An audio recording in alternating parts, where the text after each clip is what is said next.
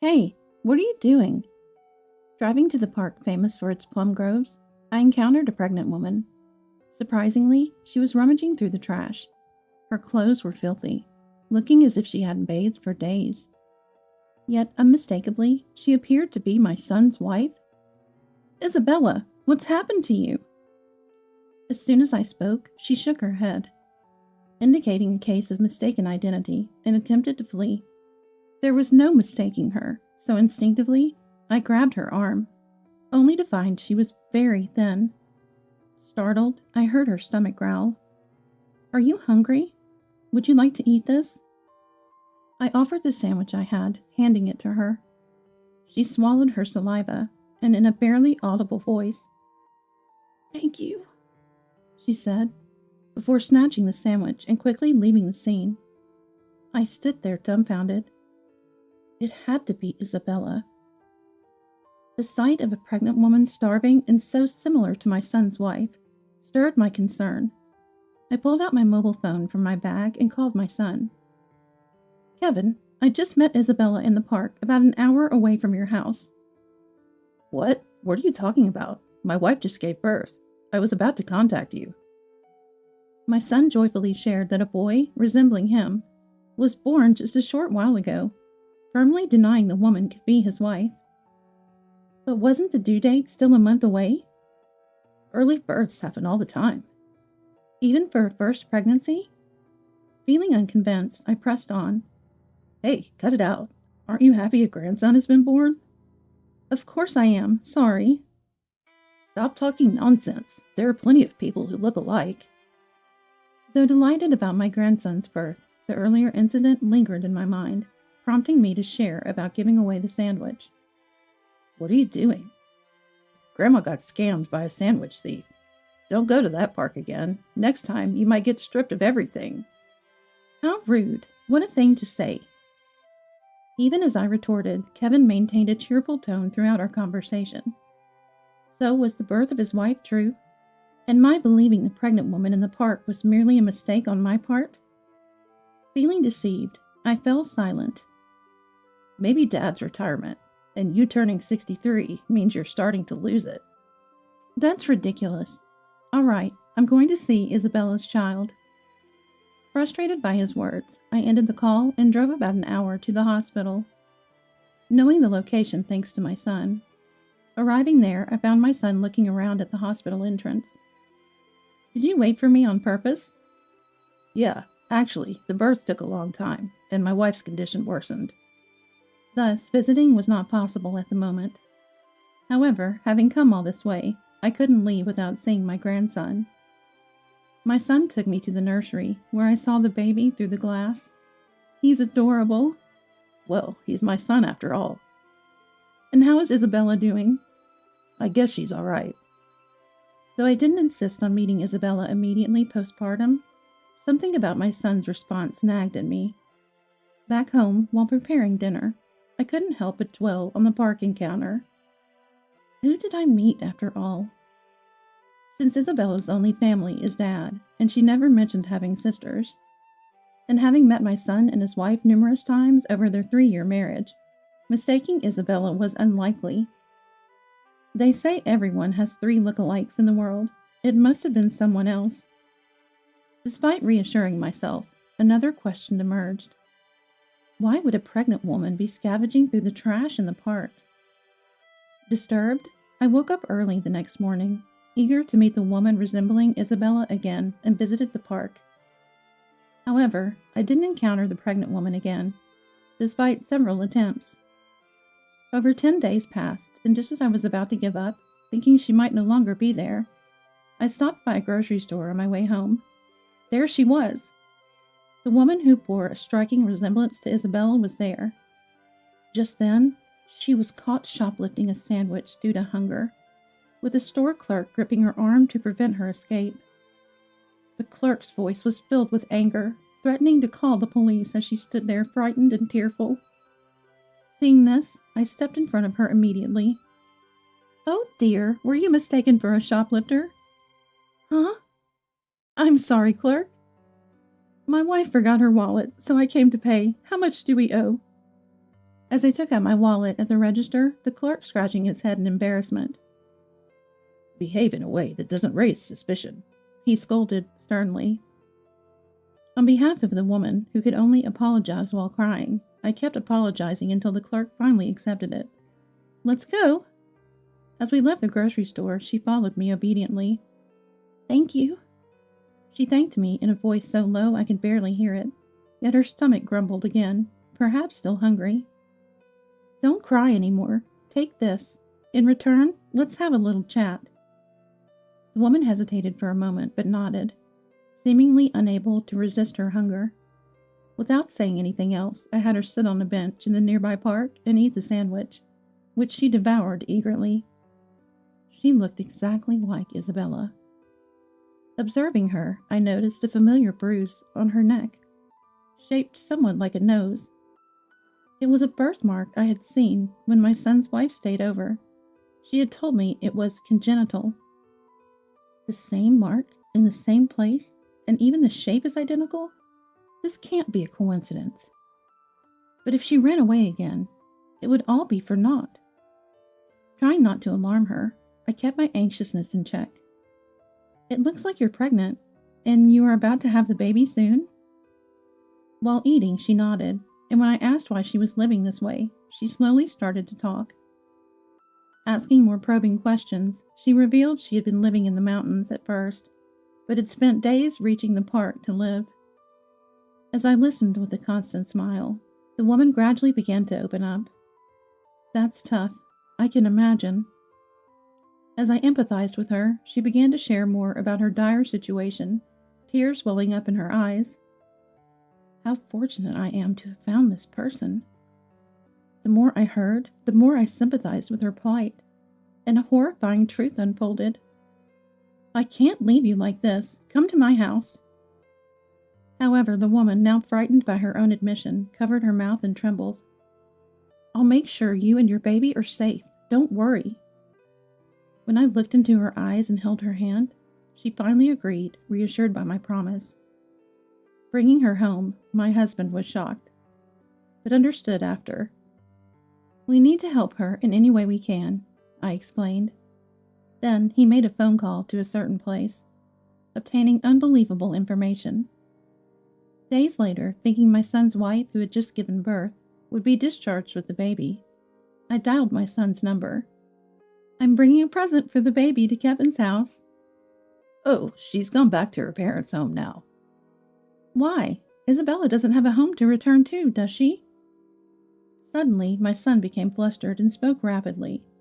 What are you talking about, Mom? Don't start getting senile on me, please. Perhaps I was mistaken. I opened the front door while on the phone. Seeing me standing at his doorstep, my son was momentarily stunned. I had called him from in front of his house. Mom, why? I told you I was coming. It's careless to leave your front door unlocked. I'll come in. Entering, I found my son and a strange woman. And who is this? Don't just barge in. There's a lot going on here. Why is she holding the baby? Bombarding him with questions, my son scratched his head in discomfort. Then, looking determined, he faced me. I was going to explain later, but this is Harper, my new wife. What? What about Isabella? Isn't she about to give birth? My son equivocated. She went back to her parents' home. Before replying, her dad passed away, so she shouldn't have a family home anymore. Oh, is that so? I approached Kevin with a stern look. To think you'd kicked out your pregnant wife right after her dad died. I'm ashamed to call you my son. Mom, are you dreaming or something? Stop beating around the bush. I know you left Isabella in the mountains. In fact, the pregnant woman at the park was indeed my son's wife, Isabella. She had confided everything about her situation after we left the grocery store that day. By the way, she's being taken care of at our house. My son clicked his tongue. So it's out, huh? Then started making excuses. Isabella cheated first. The kid in her belly is someone else's, he stubbornly claimed. So he kicked out Isabella and started a new path with Harper, the woman here. Let's do a DNA test to see who's telling the truth. I took out a swab sent by a private testing service. My son, panicking, refused while shaking his head. So I picked up a hair that had fallen on Kevin's shoulder. Just in case, I'll take Kevin's toothbrush too. Stop it. Don't just do things your way. Be quiet. If it turns out you're the father of Isabella's child, I'll file a police report. Be prepared. My son seemed unaware that leaving a pregnant woman in the dead of winter in the mountains was a crime. Despite committing such a terrible act, Kevin pleaded for a lenient resolution. What to do with you is something the person herself should decide. I went to the door, opened it, and invited Isabella and my husband, who were waiting in the car, into the house. The heavy footsteps of my husband and the anxious face of Isabella entered. Kevin never expected them to come with me. As Isabella stepped closer, Kevin began to sweat profusely and slowly backed away. Isabella, I'm glad you're safe. Don't joke. I'll never forgive you for falsely accusing me and putting the baby in danger. But you're safe now, so it's fine, right? That's absurd. Do you understand how I felt, walking for days from the foot of the mountain to the park, just to keep my child safe? Isabella was lured by Kevin for a drive about a month ago, only to be left behind while admiring the view. She managed to reach the park, but was too scared to return home, fearing Kevin would do something to her. Thus, she started living in the park, which had access to water and toilets. Moreover, Isabella's dad had passed away 2 months prior, leaving her without a family home to return to. The mere thought of how lonely she must have felt tightened my chest. Furthermore, Kevin had convinced her we were furious, thinking she had cheated and gotten pregnant by another man. She said, "I don't know what they might do to me if they find me." That's why she tried to run away instead of seeking help when she met me. Explain why you did such a terrible thing. If I talk, will you keep the police out of it? Maybe. Now spill it. Cornered by my shouting and my husband's glare, Kevin, realizing he couldn't escape, began to speak. I got close to Harper, my new wife, at a high school reunion 7 months ago. Then she got pregnant. It's fate, I guess. That doesn't justify abandoning Isabella. Harper is the same age as me, but Isabella is 3 years older. Plus, Harper's dad owns a company, so I might take over someday. He continued with his selfish reasoning, including that Isabella's baby was probably a girl, while Harper's baby was a boy who could inherit the company. By the way, I've already divorced Isabella and married Harper, so it's too late. I don't remember signing any divorce papers. I forged your signature, my son boldly admitted. That's forgery of official documents, you know. Really? Despite being my own child, I couldn't just let a fool go unchecked. You've just piled one sin on top of another. You're truly the lowest. I told you everything, so don't make it a police matter. I'm cutting ties with a good-for-nothing like you. Don't ever contact us again. Even as I said this, my son, unfazed and with a calm demeanor, "Suit yourself," replied. He seemed completely oblivious to his own father glaring at him, ominously from behind Isabella. To Kevin, money and status must be everything now. We were utterly disgusted by Kevin's lack of remorse, but I decided to share some crucial information with him anyway. Did you know Harper's dad's company is about to go under? It was a client of the company your dad worked for before he retired. I got the information from an old colleague. No, wait a minute. Good luck turning around a company that's drowning in debt. As my son denied the possibility. I heard it from a reliable source. There's no mistake, my husband replied. Kevin then repeatedly asked Harper. That's not true, right? It can't be, right? However, she kept her head down and didn't respond, her silence speaking volumes. At least give me back the savings you accused me of stealing and the life insurance policy for Dad. The savings were joint property, right? The $38,000 was mine, saved up from before we were married. It's not joint property. My son sighed heavily. I've already spent the savings. And murmured, Isabella insisted. I'll get it back, no matter what, and confronted Kevin with this unexpected fact. And you can't claim Isabella's dad's life insurance money, Kevin. You're not a legal heir. This added insult to injury, causing Kevin to tremble. He then directed his frustration towards Harper. You really had me fooled. My dream of becoming a CEO is shattered. What are you going to do about it? Harper coldly replied to an angry Kevin. It's your fault for being deceived. As they started a nasty argument. I was looking for a man who could support me at the reunion because Dad's company was in trouble, Harper revealed. She thought everything was going according to plan when she got pregnant with Kevin's child. Both Kevin and Harper had their own dark sides, perhaps making them a match made in some twisted way. Fed up with their squabbling, I clapped my hands loudly to interrupt. Enough! Hey, Harper, was it a premature birth? No, it was born on the due date. I wasn't asking you. It's generally about 10 months for a pregnancy, not as soon as this, right? My son said. Huh? Kevin, puzzled, took out his phone to check the facts. After looking shocked, he glared at Harper. Did you lie? Who's the dad of this child? Harper bit her lip and remained silent. It seemed a DNA test is needed for Kevin and Harper. I handed my son the swab from the testing service. As Kevin approached the baby with the swab, Harper quickly moved the child away. Kevin looked devastated. It's a lie, right? It's obvious, even without a test. Kevin and Harper, you both owe Isabella $20,000 each for the false accusations. My son was shocked by my words. Why? Obviously, and we'll add compensation for the distress caused to Isabella. Plus, you'll pay $600 a month for child support until the child is 20. Wait a minute, I'll be buried in debt.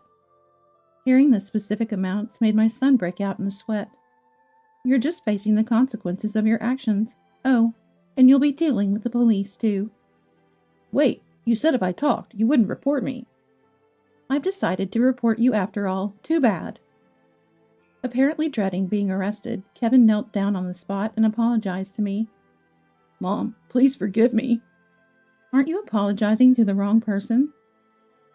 Isabella, I'm truly sorry. Please forgive me. My son quickly turned around and rubbed his head on the floor, but such frivolous words wouldn't convince Isabella. And behind Isabella, my husband, with a face like a demon, was glaring at Kevin all this time. Then my son started to make an unexpected remark. Dad must have had his fair share of affairs, right? Being a man and all. My husband leaned in close to Kevin, frowning. I haven't. Don't lump me in with scum like you. And said in a low voice. Realizing he had no one on his side, my son slumped down powerlessly. Please, save me. Endangering pregnant Isabella and your unborn child is a grave sin. I'll change, I promise. I won't listen. Oh, I see red lights approaching. Dad, thanks for calling at just the right time. Thinking I hadn't called the police yet, my son's eyes widened in shock. Harper tried to sneak away at that moment, but my husband quickly caught her. You won't escape on your own. You'll have time to reflect behind high walls as well. Realizing resistance was futile, we handed Kevin and Harper over to the police. After being interrogated, my son and Harper faced severe charges for conspiring to endanger Isabella and her baby. Additionally, my son was charged with forgery for faking the divorce papers. We hired a solicitor to sell the house owned by my son and his wife. We made my son promise to pay $30,000 for adultery and emotional distress, plus Isabella's $38,000 savings, and $600 monthly for child support. The same amount was demanded from Harper for her role in the adultery and emotional distress. Harper's dad's company quickly went bankrupt, so my son and Harper will have to pay back whatever jobs they find once they're out. Oh, and it turned out Harper's child was fathered by another classmate who will now raise the child. It's a relief the child won't suffer because of this. Isabella later gave birth to a beautiful baby girl. After discussing it with my husband, we decided to adopt Isabella and have her live with us. Our home, filled with the sounds of a healthy baby, enjoys happy days as we busily care for our expanded family.